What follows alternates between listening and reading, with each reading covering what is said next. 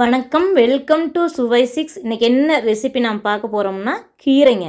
சிவப்பு தண்டுக்கீரை தாங்க பார்க்க போகிறோம். ஸ்பினாச் பார்த்திங்கன்னா செம்ம சூப்பராக இருக்கும். இது வந்து நம்ம பொரியல் தான் செய்கிறோம். அட்டகாசமாக இருக்குங்க. எண்ணெய் ஊற்றிருக்கிறோம். கடுகு, உளுந்தம்பருப்பு, கடலைப்பருப்பு சேர்த்திக்கலாம். செம்ம சூப்பராக இருக்குங்க. எப்படி பீட்ரூட் வதக்கல்னு ஒன்று கொடுத்துருப்பேன், அது சாதத்தில் போட்டு பிசைஞ்சு சாப்பிடுவோமோ அதே மாதிரி சேம். இது வந்து அதே மாதிரி சாதத்தில் போட்டு பிசைஞ்சு சாப்பிட்றதுக்கு செம்மையாக இருக்குங்க. உங்களுக்கு சைட் டிஷ்ஷாக வச்சு சாப்பிட்லாம். ஆனால் மெயினாக எதுக்கு ரொம்ப சூப்பராக இருக்குன்னு பார்த்திங்கன்னா, சாதத்தோடு பிசைஞ்சு சாப்பிட்றதுக்கு தான் நல்லாயிருக்கும்.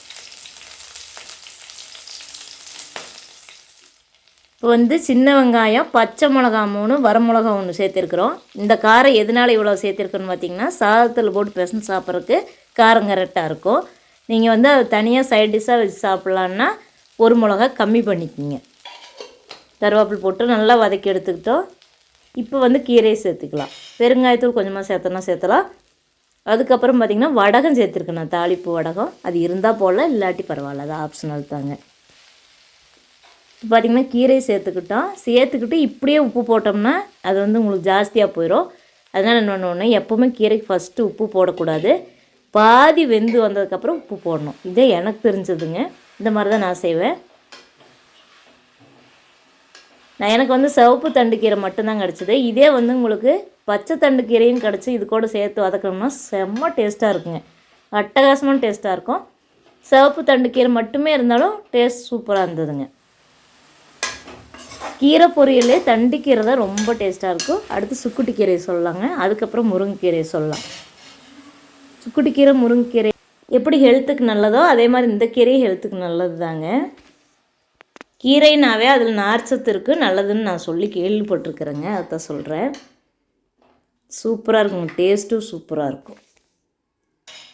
தண்ணி வந்து அளவாக வச்சுக்கணுங்க. இந்த கீரை எந்த அளவுக்கு தண்ணி ஊற்றுனா வேகும்னு நமக்கு தெரியுமோ அந்தளவுக்கு வச்சுக்கலாம். அதாவது கீரை முதங்குற அளவுக்கு ஊற்றுனா போதுங்க. நிறையா பொரிச்சுன்னு நல்லா இருக்காது. இந்த ஸ்டேஜில் உப்பு போட்டுக்கணுங்க.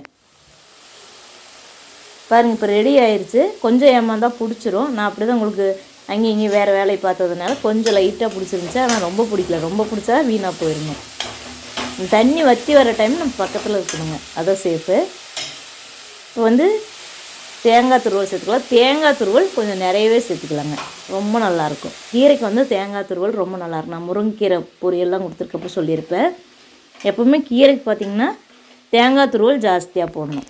செம்ம டேஸ்ட்டாக இருக்குங்க. எங்கள் வீட்டில் நல்ல ஸ்பெஷலான கீரை ரெசிபீஸ்ன்னு பார்த்திங்கன்னா காட்டுக்கீரை கடைவோம். அதுக்கப்புறம் இந்த கீரை வதக்குவோம் பொரியலாக. முருங்கீரை பொரியலாக செய்வோங்க. அதுக்கப்புறம் பச்சை தண்டு கீரை கிடச்சா நல்லாயிருக்கும். மற்ற கீரையெல்லாம் உங்களுக்கு எப்போயாவது ரேராக தான் செய்வேன் நான். ஏன்னா உங்களுக்காக எல்லா கீரையுமே வாங்கி செஞ்சு பார்க்குறேன். சூப்பராக இருந்ததுங்க. வேறு எதுவுமே வேண்டாம். வேறு சைட் டிஷ் எதுவுமே வேண்டாம். இது மட்டும் போதும். சாதத்தில் பிசைஞ்சா கூட சூப்பராக இருக்குங்க. தேங்க்யூ ஃபார் வாட்சிங்.